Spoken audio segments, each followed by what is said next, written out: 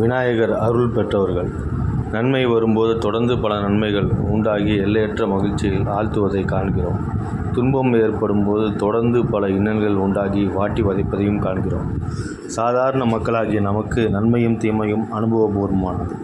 ஆனால் நன்மையும் தீமையும் எப்படி வரும், எப்போது வரும், யாரால் வரும் என நாம் அனுமானிக்க முடியாது.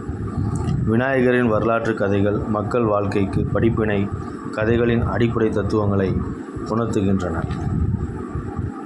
விநாயகரும் வியாசரும். வியாச முனிவர் 3 ஆண்டுகள் இமயமலையில் பெரிய தவநிலை மேற்கொண்டார். அவருடைய அறிவு புலனில் பாரத காவியம் உதயமாகிறது. பிரம்மதேவர் அவர் முன் தோன்றி உலகம் என்மையுற மகாபாரத்தை அருளி செய்வீராக என்று பணித்தார்.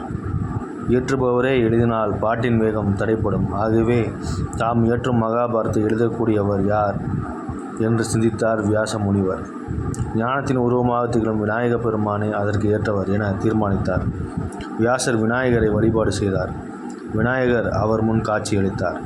வியாசர் அவரை வணங்கி உலகமென்மைக்காக அடியென மகாபாரதத்தை பாடுகிறேன், தேவரீர் அதை எழுதி அருள வேண்டும் என வேண்டிக் கொண்டார்.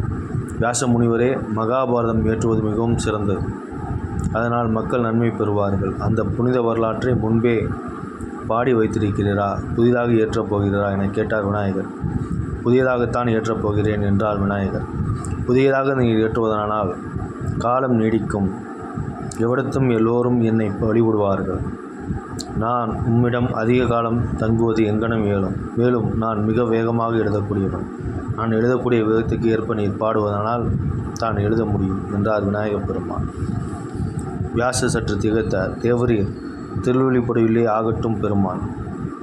விநாயகர் பெருமான் எழுதும் வேகத்தை மட்டுப்படுத்தும் பொருட்டு கடினமான பதங்களை அமைத்து இடையே 8800 ஸ்லோகங்களை பாடினார்.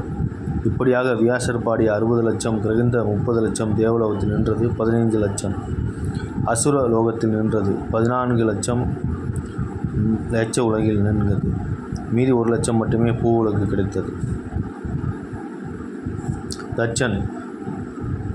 முத்கல முனிவன் உபதேசப்படி தட்சன் விநாயக பெருமானை வழிபட்டு சிவனை செய்த பாவத்தையும் வீரபத்திர கடவுளால் அடைந்த பல துன்பங்களையும் நீக்கிக் கொண்டார். சோமகந்தன். சோமகந்தன் என்னும் அரசன் பிருகு முனிவரிடம் விநாயக மந்திரத்தை உபதேசம் கேட்டு வழிபட்டு தனக்கு ஏற்பட்டிருந்த பெருநோயை நீக்கிக் கொண்டான். முடிவில் சாரூப முத்தியும் அடைந்தான். கற்கன்.